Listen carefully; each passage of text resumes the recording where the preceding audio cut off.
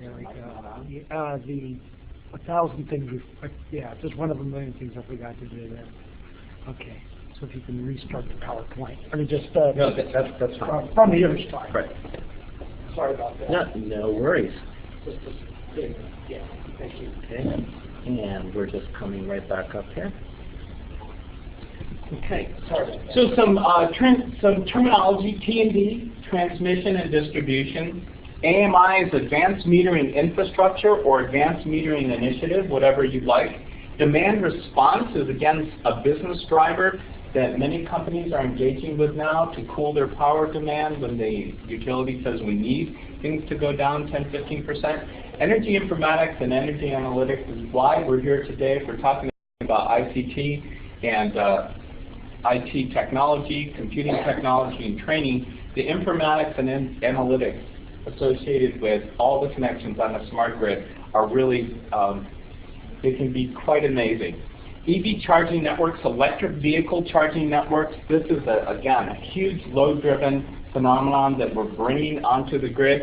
And then new business models, so here's a new buzz phrase, electronomics.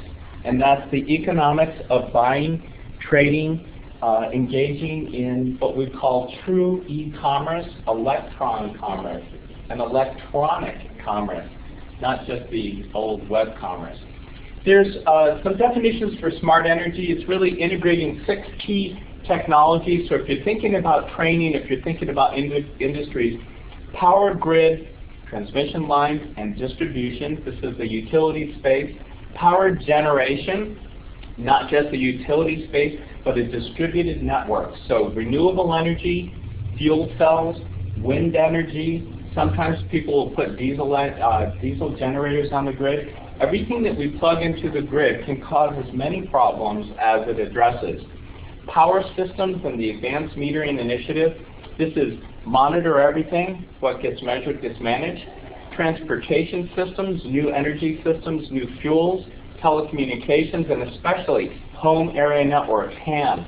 So unofficially, how many acronyms are we up to now? 6. Remember the surprise for who can remember the most acronyms. And then information technology, which is our business. But now we're going to integrate all these 6 things. And just real quickly, these 6 things have never been integrated before, have they? And when we think about smart energy and the power system and the internet, these are the 2 most complicated human networks that we have, and we're trying to get them to work together. And why do we do that? The smart grid transforms the way that power is delivered, consumed, and accounted for. And it not only does it add intelligence to make it work smarter, it adds reliability, power quality, and responsiveness. But remember this, just as the internet supported the web, that supported e-commerce and business-to-business, and a whole slew of new applications, a power grid with internet intelligence and internet capability will also support new business models, new capability. Okay, so we're going to continue on this smart energy, right sourcing energy. So what does right sourcing mean? You've heard of right sizing, but right sourcing means, again, the right energy at the right time, and it's really talking about having the correct generation, or the best distribution, and efficient end use of power. So we want to compare and contrast smart energy with smart grid. Smart grid is a big piece of smart energy, but smart energy is also the analytics and the intelligence and the business decision support network that sits on smart grid. Bringing renewables into the mix. You just can't put buckets of solar energy onto a power grid, or especially wind energy. There are consequences. So you have to have these systems going through power filters. Those are called ESPs, for energy service providers, that filter that power. Typically, the more wind you put on, the more you are likely to have more wind than you need. And what does that mean? You have to have a place to put it and then a way to get it back out. So storing energy for transient release. Metering, time of use, TOU, how many acronyms are up to now? 8. So we have demand response. VPP, virtual power plant. Virtual power plant is where hundreds, if not thousands, of power users turn down their power 10 or 15% all at once. Guess what that is? That's load shedding, but it's voluntary and managed load shedding, predictable load shedding, that allows the utility to say, I can count on a 15% decrease in power, and therefore I'm going to treat that as if it is a source of energy, because now I don't have to deliver it, so I can redirect the energy I have. And then smart electrical vehicle charging infrastructure is huge, as we'll talk about in a bit. So the right energy at the right time. This is a nice little pyramid. So if you're used to the 4x4 matrices, I don't do those anymore. I do pyramids. And the reason I like pyramids is that every corner touches every other corner. So when we think about the smart energy paradigm, we have generation, distribution, demand, and storage. So think about these four corners. Every corner touches every other corner. And if you store energy, you can make it look like generation, and you can put storage as part of your distribution network. The key here is, where is management? If we're looking at a network diagram, management exists on every edge of this pyramid. We manage generation, distribution, storage, and demand. So the intelligent, predictive use of power, communications have power turn on and off when we need it on the demand side. This is how every edge touches every other edge. So now, the right energy at the right time, right sourcing, generation, distribution, and efficient end use of energy. That's the smart energy paradigm. So now we have 5 quadrants. If you're up on your terminology, quadrants means 4. Why do we have 5? Well, we have electrical generation, transmission and distribution, energy storage, batteries, pumped hydro, fuel cells, etc. Electrical load, we have management. Sensors and analytics is everywhere on this system. So the 5 key quadrants of smart energy are about producing energy, moving it to where we need it, storing it for later when we have an overproduction, or when we anticipate having more demand than we have supply, as with the case of electric vehicles, and then the management, so that every piece is listening on the network, and every piece can potentially talk to the other corners of this pyramid. So let's stop and quickly go over power systems. So again, a show of hands from our audience. How many of you think that you have some understanding of power systems? So, okay, couple hands. So let's go over different types. Fossil fuel, coal and natural gas. You can turn this on for base load and it'll run as steady as you need it. We tend to turn on natural gas for our peaking power plants. Nuclear is base load. We run it all the time. We run it at 95, 97%. We never throttle it down. So nuclear power is always running. Hydro, we run that energy when we have it, more in the winter, spring runoff, etc., less in the summer. Wind is clean but intermittent. And that's the problem with wind, is it is great energy, very clean, very affordable, but you tend not to have it always when you need it. And sometimes you have it when you don't need it. And as the Danes have found, they have to actually decouple their wind because they have too much of it. Wouldn't it be better to store it for later use? Okay, solar's for peak shaving to lower that air conditioning demand. Geothermal steam energy, again for base load. So the grid overview is we generate our power typically with carbon energy by boiling water, putting it through a steam turbine. We step up the voltage, we move it over a transmission grid. We only lose, by the way, about 7 to 10% of power in a transmission grid. So if people tell you you lose half, you really don't. You lose maybe somewhere between 5 and 10%. A step-down transformer. To the left-hand side, this is the transmission grid. To the right-hand side, that is the distribution grid. Okay, high voltage because we lose less energy if there's lower current. And substations, which you'll see this demarcation between transmission and distribution is very important, because smart grid is mostly in the distribution network. The transmission grid will tend to run as it is. Later when we talk about sensors and phaser networks, those are sitting on the transmission lines to tell us how most of the grid is either pushing energy too hard, in which case we have to send signals to motors and inductive loads to kind of quiet that load. Okay? So grid definitions, I'll let you read this and study it at home. The electric grid delivers power through 2 primary systems. Transmission, that's the long haul. Distribution, that's your local neighborhood. Typically, we can also have local networks, distributed energy sources like solar and wind locally, fuel cells. Sometimes we call that district power. That's steam. So Stanford University produces about 25% of its own power by burning methane and then using it locally. The waste heat they use is district steam. So if you have a source for that waste heat, that's great. Here's your traditional power grid in a nice little picture. Notice the smokestack with all this noxious stuff going into the air. That's pollution. Here's the solid waste. That's the fly ash that's left over. Here we are boiling water to spin it through a turbine and generate that. This is at best 40% efficient. At best 40% efficient. You move it over the wire at 93%, and then you end up using it in a system, a motor at home that might be efficient, or an electric heater that might not. And you start to realize that there are a lot of inefficiencies in this system. And one of the things that Smart Energy looks at is how do we build more efficient systems. So here's just a nice picture of a transmission line looking straight up to it, and there's our exhaust, there's our steam cooling. One of the things that a smart grid, Smart Energy is designed to do is to address the singular problem that coal represents 51% of the source of our electricity in the United States, and yet it's 80% of the CO2 emissions, and the reason is that 85% of your energy, thermal energy, from coal comes from carbon, only 15% from hydrogen. If you look at petroleum, it's about 50-50, it's about 2/3 carbon, 1/3 hydrogen. If you look at natural gas, it has 4 hydrogens, 1 carbon. Now it's about 50-50 split between carbon and hydrogen. And so one of the things that we're trying to do is to lower our electrical demand, shift it to wind, get rid of the coal off the base load, sometimes using more nuclear, and then shift that coal, the leftover coal, to methane. And that's how you lower greenhouse gas emissions. It is a concerted effort.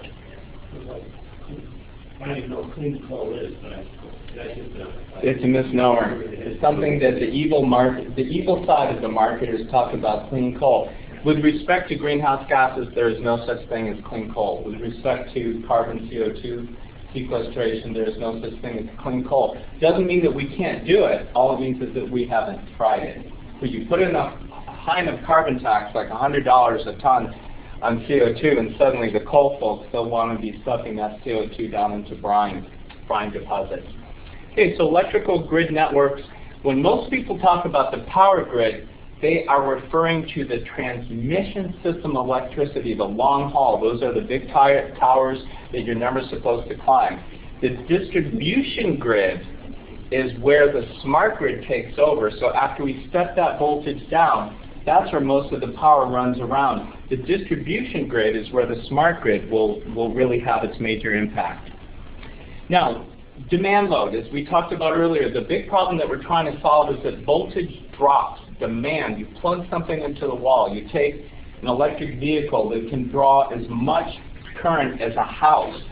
And that's one of the problems. Electric vehicles draw about as much current as a house. And you plug that house in, and suddenly that's a lot of load. And then you add more load and more load and more load. And our grid has no way of knowing that someone's going to plug a car in, or that that car knows that it's really taking too much power, or that that power is getting expensive, or if you're at the edge of your production limit for peak power. If we're in California importing coal from Arizona, electric vehicle owners would not want to do that. So they would ask, when is the best time that I can charge a little now, charge a little later? So you choreograph and organize your loads through your distribution network, through monitoring, as we'll talk about later, and that makes everything better.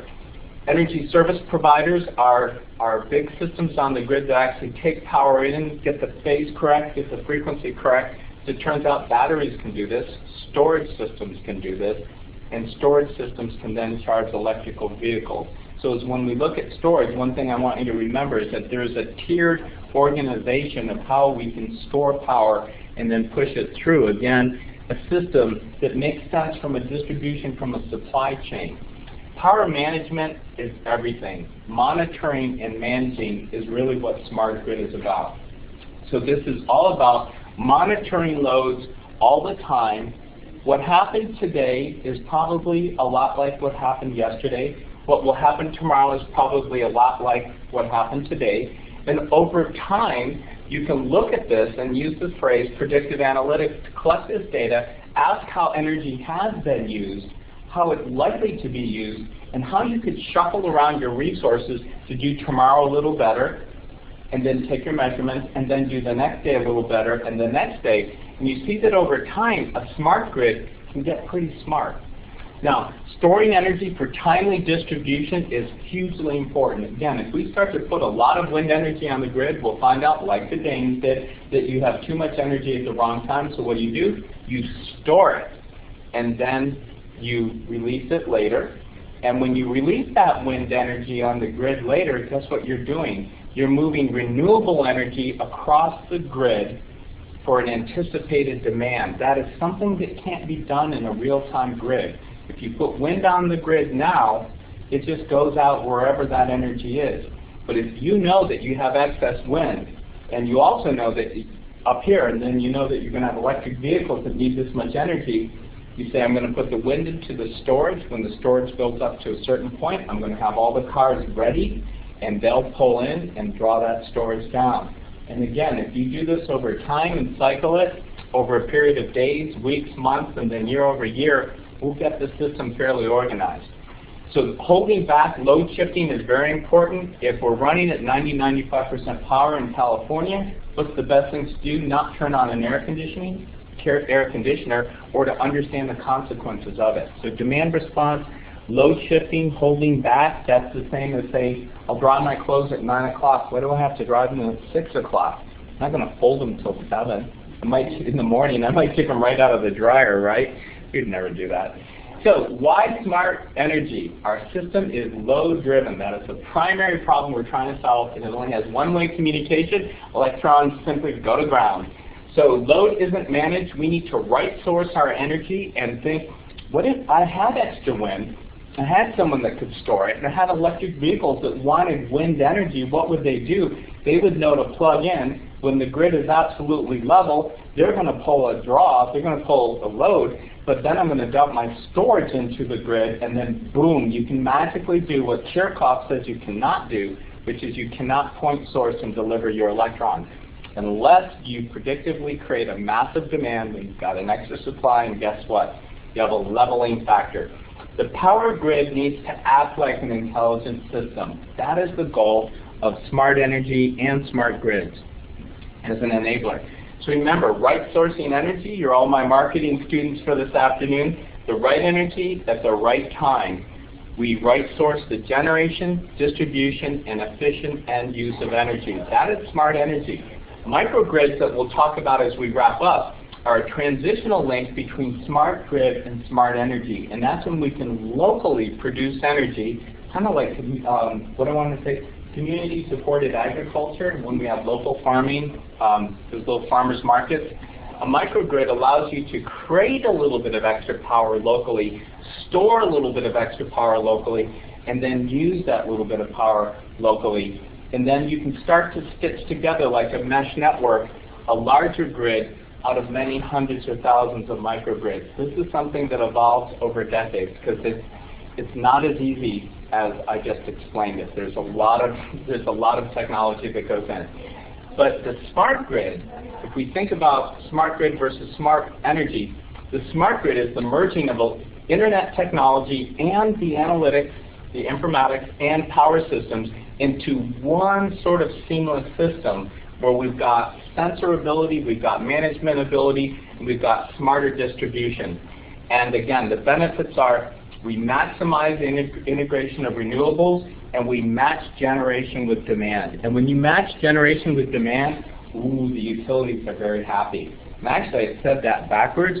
When you match demand to generation, the utilities are really happy, because what they want is predictive demand, and then they can run their power where they need to run it, wherever that is. So how big of a deal is transportation? Well, how big of a deal is petroleum, peak oil, greenhouse gases, congestion, air pollution, need I go on? Electric vehicles solve a lot of these problems, but the one thing that they introduce is significant load. When you plug an electric vehicle, again, it looks like a house. to the utility. That is a lot of energy. So what we need to do is we need a smart charging infrastructure. This is a Coulomb Technologies charge point on the right-hand side. And what that does is allows you to plug in your car, run a credit card, and then it will tell you this is how much you're paying. And if you want premium energy, if you're going to pay above and beyond a contract to source extra wind onto the grid or whatever, you can pay for that. So this allows you, as a renter, as someone in an apartment, or just roaming about the network, to plug in there. It connects to storage, or I would posit if we connect it to storage and not just to the grid, so put stored energy onto the grid, then we've got a better system. Integrating billing systems is very important, and then microgrid solutions. So this is a charge point, and that, by the way, is a J1112 connector. So it's a special power connector. Conference members, the campus will be closed in 5 minutes. The campus will be closed in 5 minutes at 5 o'clock. Wouldn't we better hurry? No, I'm kidding. All right, so I transitioned from electric cars, and I've given entire workshops on electric vehicles and electric transportation. Electric cars solve a lot of problems, and they really do. One of the biggest benefits is how little energy they move, and primarily it's because they don't waste energy as heat. When you burn carbon, carbon is great for generating heat. Boil water, expand air inside a piston head. But when it turns, electric motors are about 90% efficient, but the Carnot cycle on a mechanical engine is about 40% efficient. So you can't do better than 40%. Here, you're going to do 90% all day. And if you can move your power over the grid at 90+% efficiency, if you can charge at about 75, 80% efficiency, overall, you're looking at a system that is close to 75% efficient instead of a system that is down around 25 or 30% as best. So this is a car about $40,000 today, probably a little cheaper. The cost of batteries are going down by about 50% per year over the last 2 years. So the holdback on electric vehicles will probably go away, and then what happens? We'll see a lot more people doing this. You put a little bit of bigger battery in the silver Prius. I'm sorry, did I say silver Prius? I did. This is my car with a feature where you plug in on that side, you can charge up a battery. So this is your power input right here, and that's the battery right there. That allows the car to run off its main electric motor more and off the gasoline engine less. And this is the benefit of a plug-in battery. But the thing is, again, that is a huge load. It looks like a house to the utility. When you plug it in, it doesn't matter if you're going to be plugged in for 20 minutes or 2 hours. At the moment you plug it in, it looks like a house.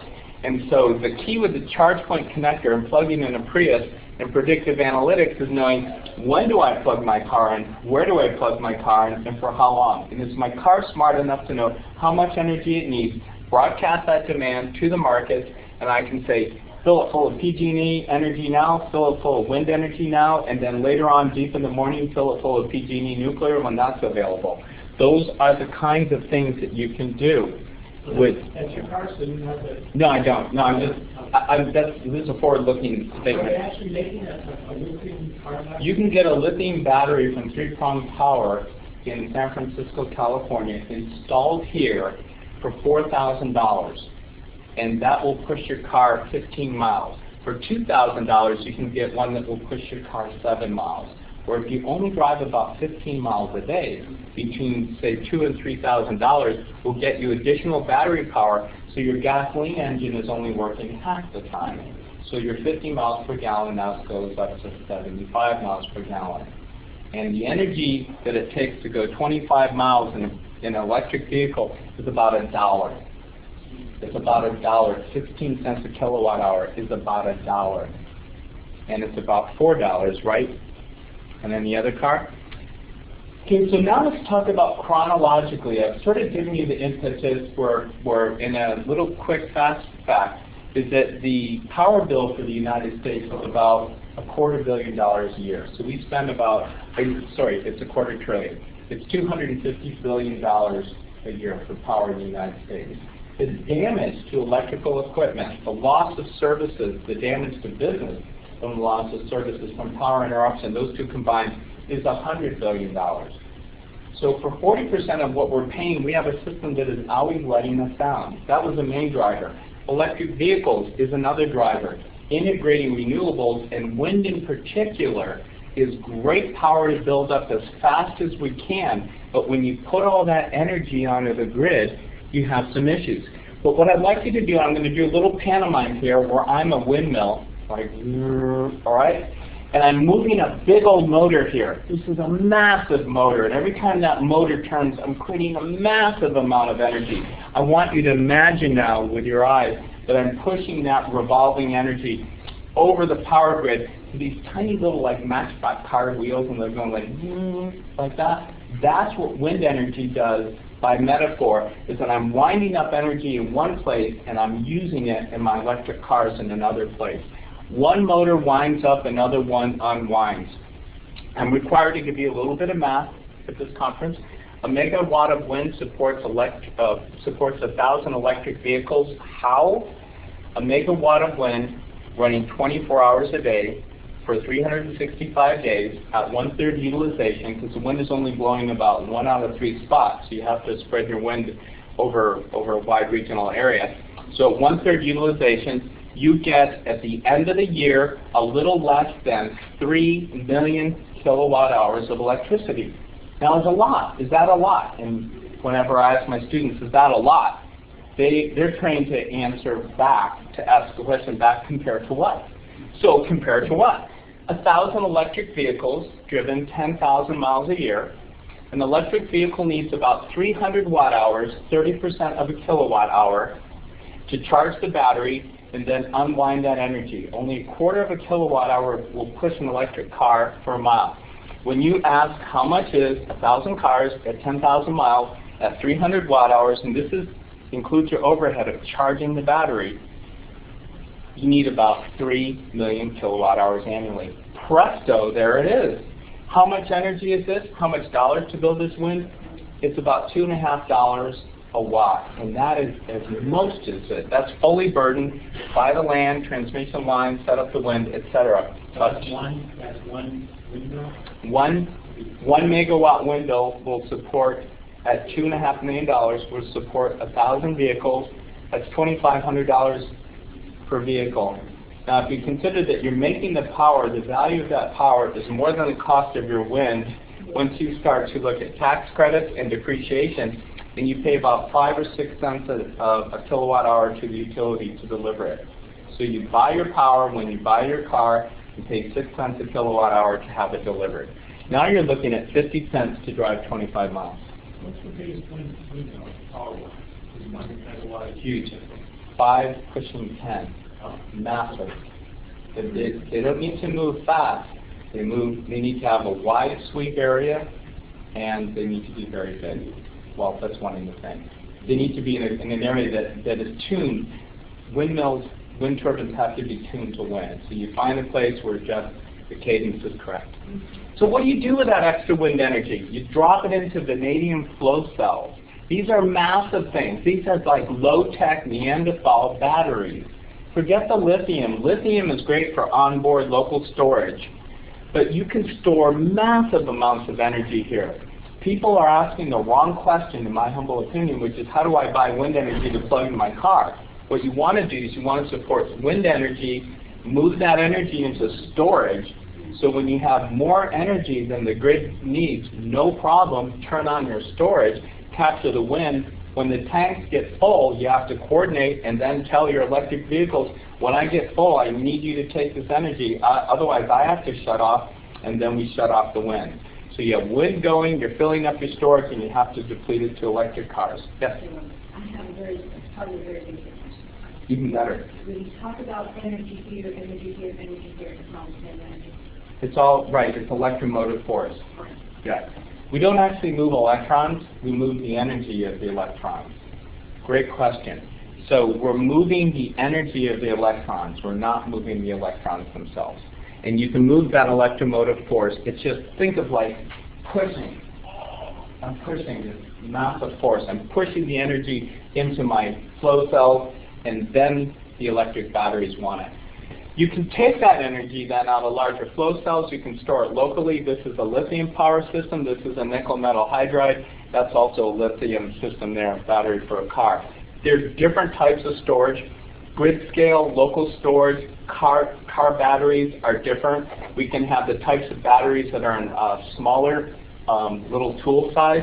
Flow cells. The tiered storage is the thing here. Different types of storage cost different amounts of money, and they deliver energy differently. So on the plug-in Prius, you have a nickel metal hydride battery that is sitting underneath the lithium. The lithium just wants to drain. The nickel metal hydride can be charged up and down and up and down and up and down. So you fill it with your gasoline engine at times or your regenerative braking. The nickel metal hydride is fluttering. The lithium is just pushing energy in. So you have a sandwich system. Okay. Time of use metering. This is now our fourth reason why we're doing smart grid. Is that these smart meters that locally PG&E is putting on all the houses is great for the utility. They can bill at 15-minute intervals. And guess what? Their price levels changes at 15-minute intervals, or depending on what energy costs. Dynamic pricing plus time of use, TOU, gives you what? Massive energy bills. So people are saying, the smart meters are allowing you to build more. How do I fight back? So your building needs a response plan. And what that response plan is how do I, as a building, know energy is expensive, and when's the best time, knowing what happened yesterday, when is the best time to buy cheaper energy? So the key with monitoring everything, this was a picture of the smart grid, and we'll see this microgrid a little bit later on. That's the smart meter in the upper right-hand corner. This is a similar meter here in the left-hand side. And then this is a system up here where we have satellites up in space that are looking at phasor networks, and those are sensors looking at the capacitive voltage phase along our transmission lines. And that basically is saying, how easy is it for us to move electromotive force over the grid? It turns out if you turn on massive amounts of electric motors at one end of the grid, that this energy is like all that inductive load. Suddenly you've got to push that energy harder. It's like riding your bicycle into the wind. No fun. And that overage can be 15, 20, 30% extra. So you want the grid to listen and constantly ask, what is happening, voltage capacitance on the transmission line, what's going on in the distribution network, and then what is going on inside a building. So the smart energy metering with a smart grid is meter everything. So EMS is energy management systems, BMS is building management systems. Your campus has these, I'm sure of it, but your house does not have a home automation network. And the home automation network says, we simply put up on the wall, it's 83 degrees inside, or 83 outside, and it's 67 inside, and you're burning energy at the rate of 3 kilowatts. The average is 2.5. You're now paying 33 cents a kilowatt hour, so you're spending about $1 an hour for electricity. Here's an interesting psychological fact. It doesn't matter what you're paying or what the price is. When people see a number, they turn their energy down by 10 or 15%. No technology required. People look at the number and go, how in the heck am I using, where am I using that much energy? You're crawling on your hands and your knees looking around your house. Are there night lights turned in? Where's the stuff? Where's my ghost load? So having the ability to see energy use is very important. And then we're going to now look at how we take energy information over Zigbee. This is Zigbee Smart Energy, so this is a protocol that I'm sure you've heard about at this conference or others, and the Zigbee Home Area Network, which looks at typically you have 60 devices in a home that are sucking load at any one time. And some are more egregious than others, and people literally do not know how much energy something is using. Our building is now locked down. The doors are all secured. There will be no entry or re-entry into the building, but you are able to stay until 1900, which is 7 p.m. There you go. Okay.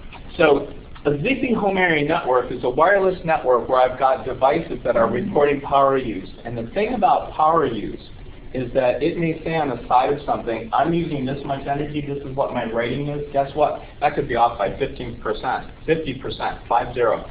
So what we find in Los Altos Hills is that there are two kinds of Zigbees, refrigerated wine coolers. Some stick to the label and some are way over the label. And you literally have no idea. So your home area network tells you where your energy is being used, and in the building you can aggregate that information. at a building level, you can report it at a house level. This information then goes to various gateways. And where you have sensors, you are collecting data. Where you collect data, you can run predictive analytics. You can look at grid sensitivity, dynamic pricing, and guess what? You have a massive environment for decision support on this, but it all begins at home. Smart energy does begin at home. With a smart house, fighting back, utility says time of use, I'll bill you more, and you say not so fast. I know when your energy is costing more, because guess what? I can plug into the same network. I can look at the ISO. I can look at what you're charging me, and I know when to do this cheaper. Same with my electric vehicle. It may be very sensitive to prices to you. Maybe that matters, maybe it doesn't. Air conditioning, maybe it matters, maybe it doesn't. But you can report on your roof that you're producing solar energy, and the extra energy you sell back to the grid, time of use. So now you can start to keep track of all these systems going on. And this is smart energy. But what I want to do is move very quickly through some terminology. Distribution network is how I'm pushing my power locally. Metering is I'm capturing that information in and around buildings, neighborhoods, and substations. So I need communication systems. I collect information on my storage, how full they are, how fast they're being drained, how much energy they could take. Wireless networks and home automation networks, this is the key. This is the sweet spot in the system, because 50% of our electricity, 60% is used by buildings, and about 80% of that is used either in a home residence or light commercial, and there are no wireless networks with either home area networks or commercial grade energy management systems. Big campuses have them, but little folks don't, and yet we represent 50% of the energy draw. You need, with all this information, what do you need? You need a data center to collect that. So looking at the building management systems, this image right here, the network architecture, shows you consumer devices, the energy providers, the network operations center, you'll see that in a second, energy users, distribution, transmission. This is our network of information that's being collected and shared, and right in the middle you see the network operations centers. And ENERNOC is an energy network operations center. They do more than just demand response, which is say to collect 1,000 corporate clients and say, all right, you guys are going to get $100 a month or $100 a day off your bill, whatever. But you have to promise to, if we say we need 15% down for 30 minutes, 1 hour, 2 hours, whatever you're in for, that's the contract. And so we need you to respond. So they're acting as a virtual power plant aggregator, like a portal, but their value add is that they'll monitor your energy and they'll help you manage your energy, not just responding to demand response, but saying for a building of your size and your use, you're using 50% more than everyone else. And guess what? You have no idea where that energy or that load is going, but we're going to help you find out where it's being wasted and how to set up your energy project so that you can see the payback coming. So very quickly, internet technologies that you have here, sensor integration, things that we call phaser networks when we are listening to voltage capacitance on the transmission lines, the wireless protocols, embedded systems. You've got smarts that are literally into the things that you plug into the wall. 10 years, 15 years, 20 years from now, you'll have major appliances know that they can listen to power signals. Today we have to put that intelligence into the plug because we can't put it into these embedded devices. But the plug would say, I have a plasma monitor plugged into me. How do I know? Because I've got a couple on that. And I can listen to decide, do I need 3 TVs on the house at once? In your sensor integration in a house, is there no people in this room? Why in the heck is the TV on? You can down the illumination, just like that.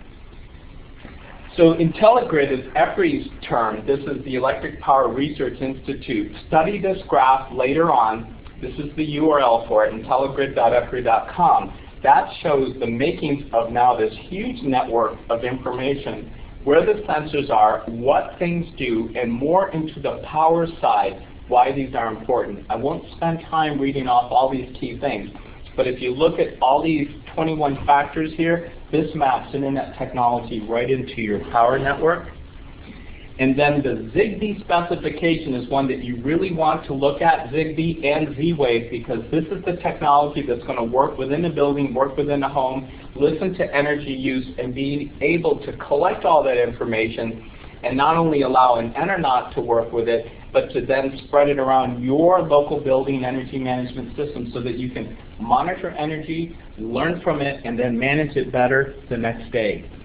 Okay, so I'm going to start to wrap up on smart grids and microgrids. What a microgrid is in an ideal system, if you could, you would put up a small wind turbine. They're about $15,000. They'll generate about 300 kilowatt hours of energy a month. So it's enough for a small home or a building. You combine it with a fuel cell, you combine it with storage, you combine it with solar, and then the virtual power plant is your ability to either decrease your load through demand response or take stored energy, put it back, combine heat and power, that's your fuel cells, and your cogen that's burning methane. At Foothill College, we burn methane. We make 1/6 of our electricity by cogen, and we heat our pools for free. So we're heating the pools with the waste heat from the electricity, or we're getting free electricity while we're heating our pool. You can look at it either way. But that's a microgrid system.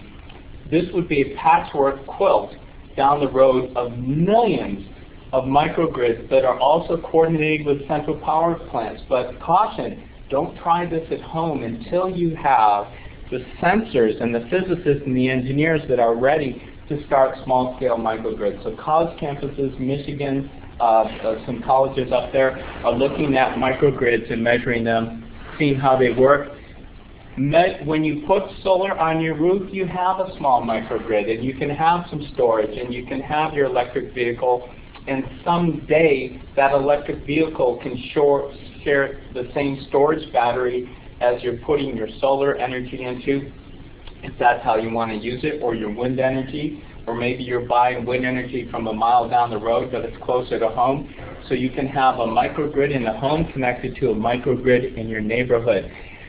You don't want to push power long distance. Closer to home, the better. Electronomics, this is a book by Jesse Burst. It's now close to being published if it is not for sale already. And he talks about true electron commerce.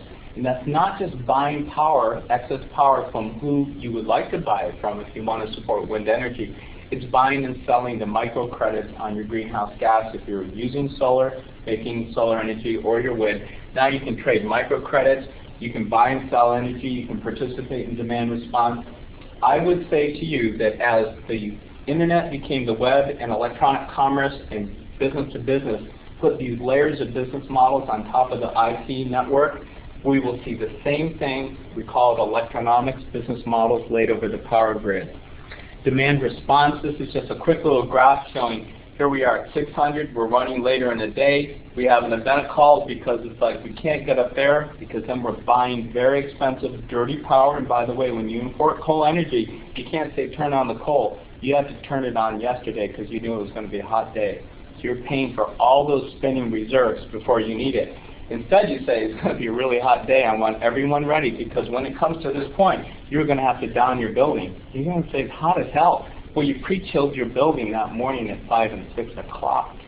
So you were ready for that event. That's why the analytics, the predictive analytics, are so important. Demand response, again, VPP, it's your virtual power plant, your aggregated response. You have to load shed for 30 minutes. It's not a big deal. You just have to be prepared for it. Okay, so you put all this together. Now you have your smart energy ecosystem. You have consumers of energy, you have producers, you have data flow, you have people that are financing energy and energy projects. You have insurance of assets, you have the technical R&D building up this system, smart charging networks. You have climate change issues, and you have policymakers that are all starting to play in this space of moving energy around. The key is predictably and managed. So who would the players be? The utilities, that's obvious, the networking giants like Cisco, Siemens, and then you have other folks in this neighborhood, General Electric, home area network vendors, analytics firms, people like Accenture are big in this space, power systems, Capgemini is in this field, energy management systems, BMS solutions, storage vendors, and then Coulomb, the electric vehicle charging networks. They're all part of this huge ecosystem. The consortium markets, these are, if you'd like to look up later on, IntelliGrid, Gridwise Alliance, Smart Energy Alliance, this is GE, Capgemini, Pacific Northwest National Lab, P&L, they're part of Gridwise, Galvin Institute. Kurt Yeager, former CEO of EPRI. Zigbee IEEE now has a specification in smart grid. So it's really here. So here's the timeline for deployments. This is called the hype curve. What everyone's talking about, like it's gonna be here and we need to train for it. What I've done is I put my crystal ball and thinking cap on, and I look at these 10 changes. We're looking at rooftop solar, California, 1 million solar roofs. This is a 10-year effort. Demand response, smart metering, residential EMS, BMS. We're fighting back against smart metering. Electric vehicle charging networks, because now, 2011, 2016, the batteries are getting cheaper and we want to buy these things. Microgrids, prototypes, smart grids, SCADA, which is really, SCADA is the supervisory control and data acquisition for substations. Phaser networks on our transmission lines. Grid scale storage, 2015 to 20. And then starting this year to 2030, it's let's build out renewables, transmission and distribution network, that's our smart grid, and electric vehicles. So you can see these 10 things building on, and I will promise you that this is not a hype curve, that we have to do these things. There's not a person that you will meet that will tell you that we are not going to do these 10 things approximately over this time frame. So we're training here for the long haul. Skills and opportunities, you've got your seasoned engineers, power systems people in the lower right-hand corner, but in the upper right, you've got Geek Squad, wireless networking, home area networks. You've got people designing embedded systems, these are engineers. EMS, BMS implementation, these are people with building experience, so these are a lot of your facilities folks. Electrical efficiency is different than energy efficiency. This is designing systems so that they don't draw inductive loads, and then energy informatics. So it's quite a wide palette here. Okay, so I'm going to wrap up with 2 slides. A subsystems approach. I've given you renewables, distribution systems, smart energy, energy efficiency, leading green building, electric vehicles. Didn't talk about alternative fuels, but we need to lead gasoline out of the supply chain while we're bringing electric vehicles on. Batteries and fuel cells are an absolute game changer. They are absolutely critical, not just for electric vehicles, but for storing wind energy. Urban planning, so that we don't drive so far in the first place, and greenhouse gas sequestration. So you combine smart energy, smart policy, with smart cities, and then smart citizens, and what you have, a subsystems approach. This is our ontology here. These are the 11 moving parts to a systems approach that in 20 years we would not use petroleum, period, in the United States. Not use petroleum and not burn more coal or methane or have to start building power plants. We can actually do most of this on energy efficiency and then rerouting how we generate, distribute, and efficient end use of power. So these subsystems that I just showed you, this is the ontology. Smart energy, energy efficiency are huge. Leading green building, transportation fuels, we can do all this. This is Apollo. This is a subsystems. This is a commitment to no petroleum. And the key and most important thing about this ontology is that there's nothing on this map that we are not doing today. There's nothing here that we didn't do yesterday and that we can't do tomorrow. It's just the will to have a goal like Apollo wasn't, let's just put these parts together and see where we can fly this. No, we had a goal, and then we built a system towards that goal. We can have this goal, and building the electron economy is a white paper that we're writing at Foothill College and building out. I want to end with a very nice picture. This is Fresno State. This is their parking lot. This could be any campus. This could be every campus. So if you've got sunshine during the day, as photovoltaics get cheaper, as you have thin film solar that's more available, use this for solar shade. You can use this to peak shade your air conditioning, take that air conditioning load down so that we're not using that expensive electricity and that we don't have to build methane peaking plants. Bring the cost of your campus energy down, but most importantly, start to build these intelligent microgrids. So what I'd like to summarize is that smart energy is really pivotal to a new energy economy. Not only will we meet our resource needs, and most importantly, no petroleum in 20 years, but reach our greenhouse goals along the way. Power will be more reliable, and it won't run away from us in terms of cost. The infrastructure is complex to build because we are building a system that is complicated as what we have. It's not quite like the internet because when you move power, it's a whole different level of robustness. We start with 3 tiers of smart grid: generation and transmission of power. Second tier, and this, by the way, this is the utility space, so if we train people, it's for the utilities. They have mostly do their own training. Second is distribution and storage. This is where most of the smart grid is going to be. And then third, buildings and microgrids.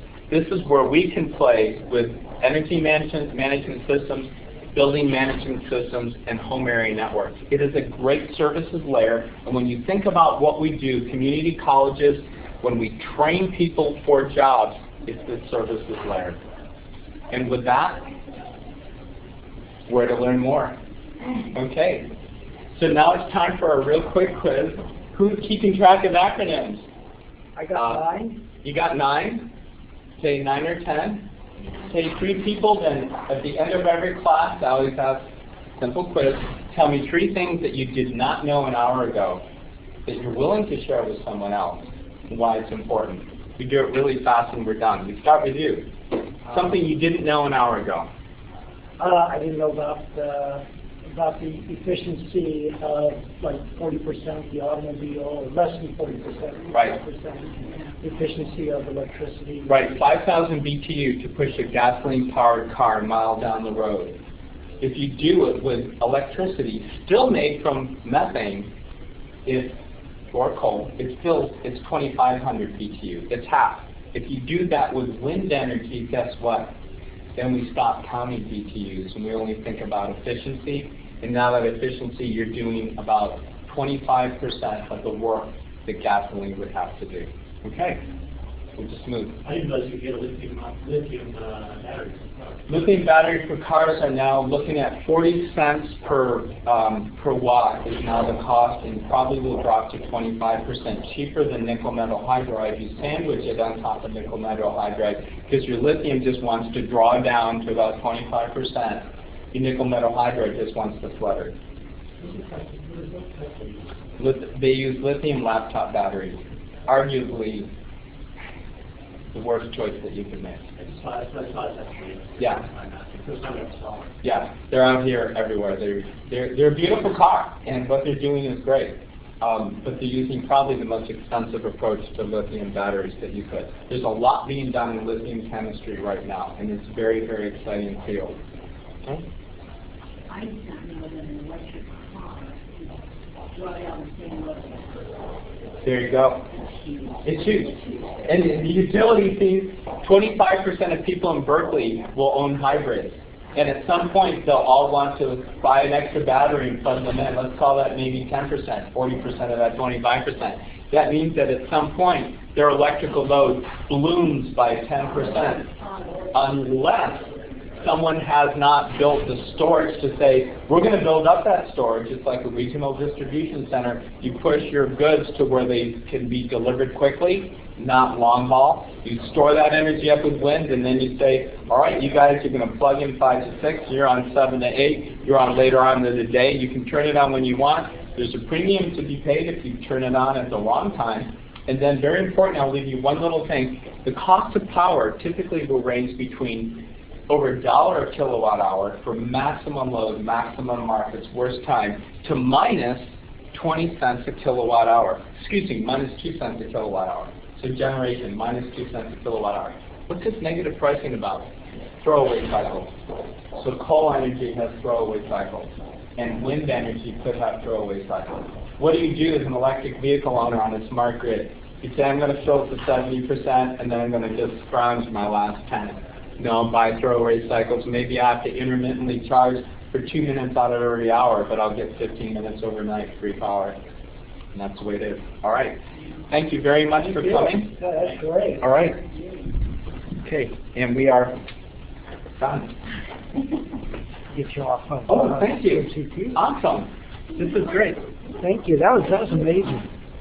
Having battery in your car, but instead of charging it, you go to a